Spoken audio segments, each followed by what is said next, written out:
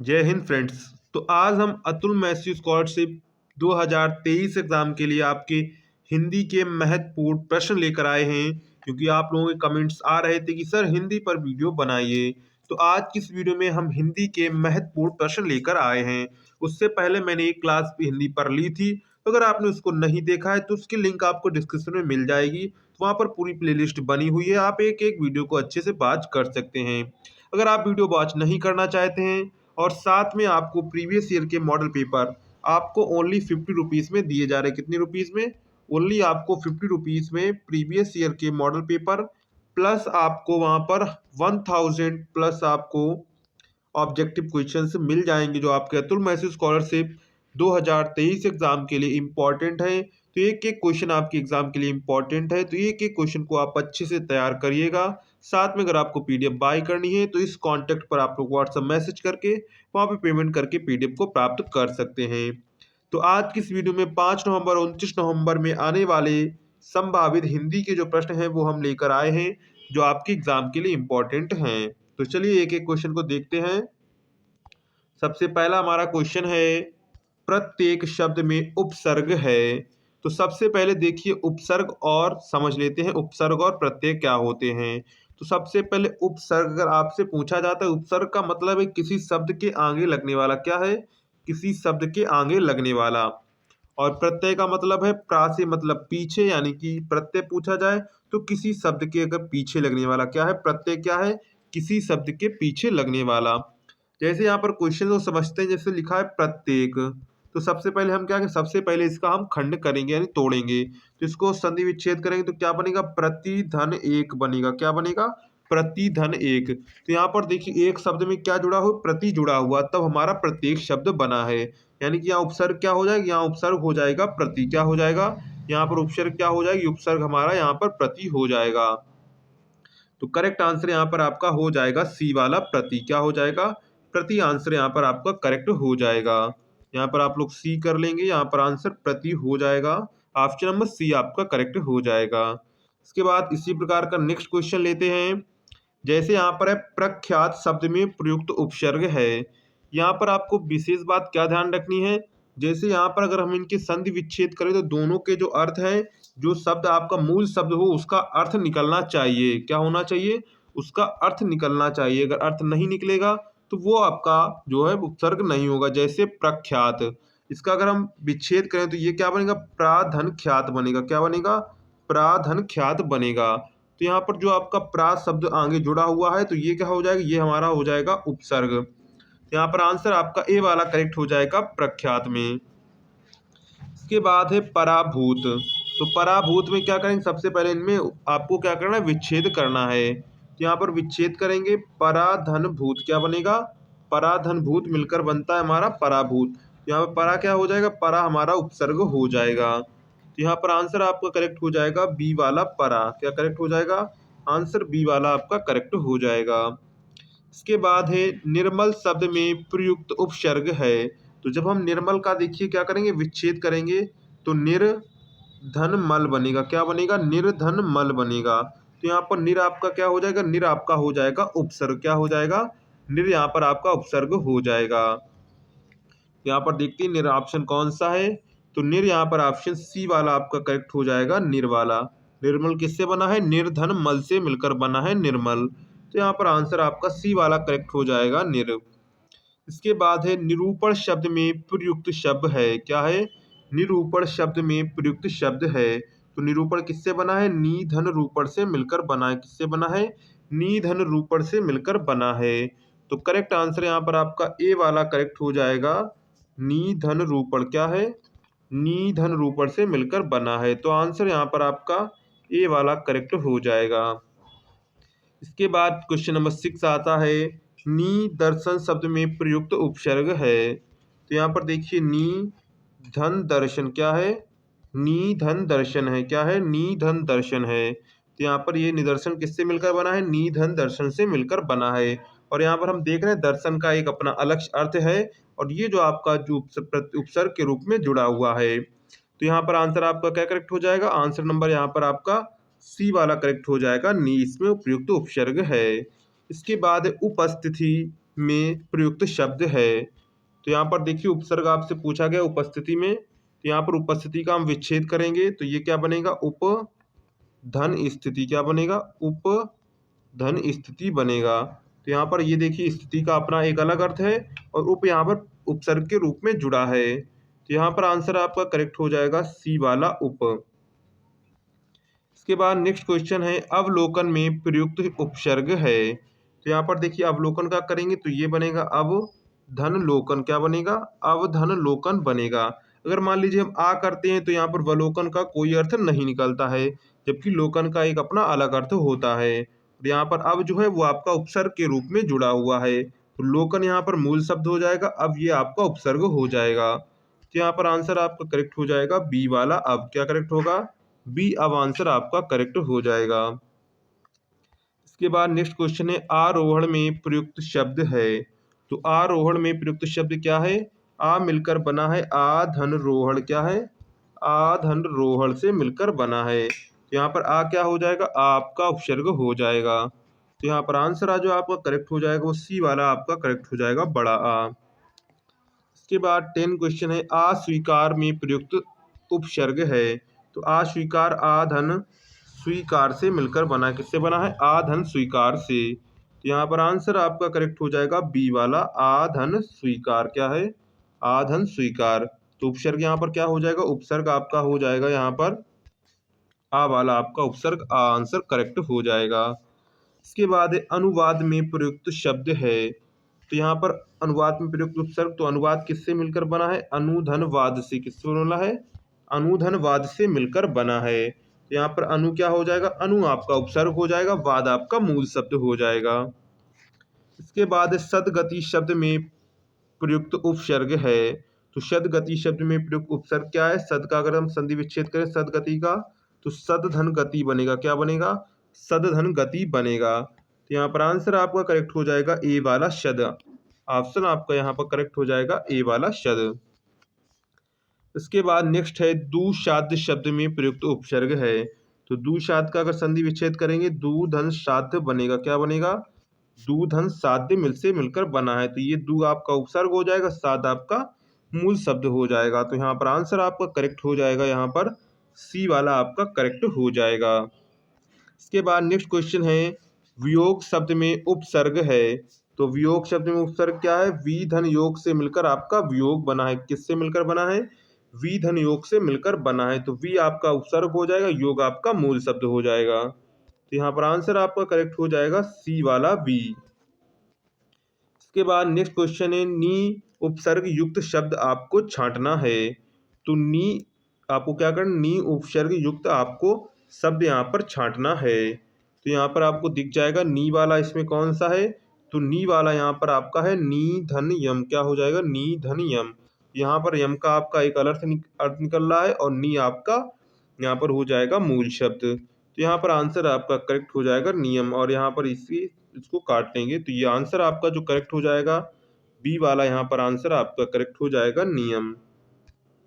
इसके बाद next question है परि उपसर्ग युक्त आपको शब्द छांटना है। जैसे परित, परिचय, परिजन, परिंदा। तो यहाँ पर देखिए जो आपका सबसे पहले देखते हैं परित। अगर इसमें हम परि को अलग कर देते हैं तो यहाँ पर ता बनता है, ता का कोई अर्थ नहीं होता है। इसके बाद ऐसे अगर परिचय लिखा है तो परिधन चय, तो चय का भी कोई अर्थ नहीं निकलता है। इसके बाद आता है परिजन। तो परिजन में परिधन जन करते हैं तो जन का एक अर्थ होता है, पर यहाँ पर आपका हो जाएगा उपसर्ग। तो यहाँ पर आंसर आपका करेक्ट हो जाएगा सी वाला परिजन। इसके बाद नेक्स्ट है कु उपसर्ग युक्त आपको शब्द छांटना है। तो कु उपसर्ग युक्त आपको यहाँ पर शब्द छांटना है, तो ये आपका कुपुत्र ही हो जाएगा, कुधन पुत्र। यानी कि कु का उपसर्ग हो जाएगा, पुत्र आपका मूल शब्द हो जाएगा।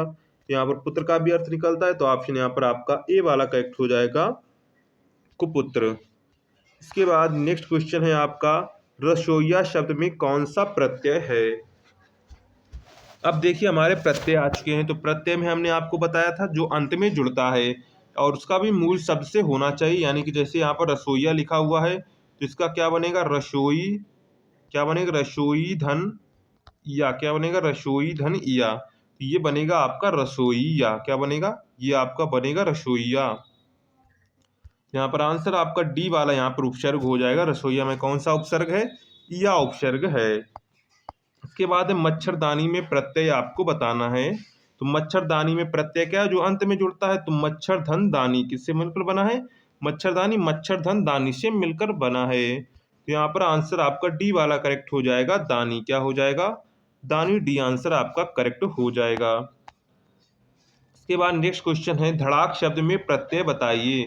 तो धड़ाक शब्द में धड़ धन आक से मिलकर बना। किससे? धड़ धन आक से मिलकर बना है। तो यहाँ पर आंसर आपका करेक्ट हो जाएगा बी वाला आक। आंसर बी करेक्ट हो जाएगा। इसके बाद है बहाव शब्द का प्रत्यय बताइए। तो बहाव शब्द का प्रत्यय क्या हो जाएगा? आब हो जाएगा। क्या हो जाएगा? बहे धन आब। क्या हो जाएगा? बहे धन आब। तो इसका क्या हो जाएगा प्रत्यय? इसका प्रत्यय हो जाएगा आब। इसके बाद निम्नलिखित में से कौन सा पद वया प्रत्यय लगाने से बना है? तो यहाँ पर देखिए कौन सा शब्द वया शब्द से बना है। तो ये खवैया वाला कौन सा है? जो खवैया शब्द है वो वया प्रत्यय से मिलकर बना है। तो यहाँ आंसर आपका सी वाला करेक्ट हो जाएगा। प्रत्यय होता है। तो प्रत्यय क्या होता है? प्रत्यय एक शब्दांश होता है। क्या? शब्द का एक अंश होता है। तो यहाँ आंसर आपका ए वाला करेक्ट हो जाएगा। इसके बाद हिंदी में शब्दों के बाद जोड़ने वाले शब्दांश को क्या कहते हैं? तो उसे क्या कहते हैं? उसे कहते हैं परसर्ग कहते हैं। क्या कहते हैं? शब्दांशों को परसर्ग या प्रत्यय कहते हैं। क्या कहते हैं? परसर्ग या प्रत्यय कहते हैं। तो यहाँ पर आंसर बी वाला आपका करेक्ट हो जाएगा। इसके बाद औपचारिक में कौन सा प्रत्यय है? तो औपचारिक में कौन सा प्रत्यय है? इक प्रत्यय है। क्या है? इक प्रत्यय है। क्या है? इक प्रत्यय है। तो आंसर यहाँ पर आपका करेक्ट हो जाएगा डी वाला। आंसर यहाँ पर इक आपका करेक्ट हो जाएगा। उसके बाद धार्मिक शब्द में कौन सा प्रत्यय है? तो धार्मिक शब्द में कौन सा प्रत्यय? इक शब्द प्रत्यय है। कौन सा है? इक प्रत्यय है। तो आंसर यहाँ पर आपका जो करेक्ट हो जाएगा, आंसर आपका ए वाला करेक्ट हो जाएगा इक। इसके बाद नेक्स्ट क्वेश्चन है छलिया पठनीय कहानी में कौन सा प्रत्यय है? तो सबसे पहले छलिया में आपका या हो जाएगा, पठनीय में आपका ये हो जाएगा, कहानी में आपका क्या हो जाएगा? क्या हो जाएगा? कहानी में आपका हो जाएगा आनी। क्या हो जाएगा? आनी आपका अर्थ हो जाएगा। तो यहाँ या ये आनी। तो आंसर आपका जो करेक्ट होगा वो आंसर आपका करेक्ट हो जाएगा ए वाला। तो यहाँ आंसर आपका करेक्ट हो जाएगा ए वाला, या ये धन आनी। तो आंसर आपका यहाँ पर ए वाला करेक्ट हो जाएगा। इसके बाद नेक्स्ट क्वेश्चन देखते हैं चर्मकार प्रभाकर में कौन सा प्रत्यय है? सबसे पहले चर्मकार में क्या हो जाएगा? आपका कार हो जाएगा।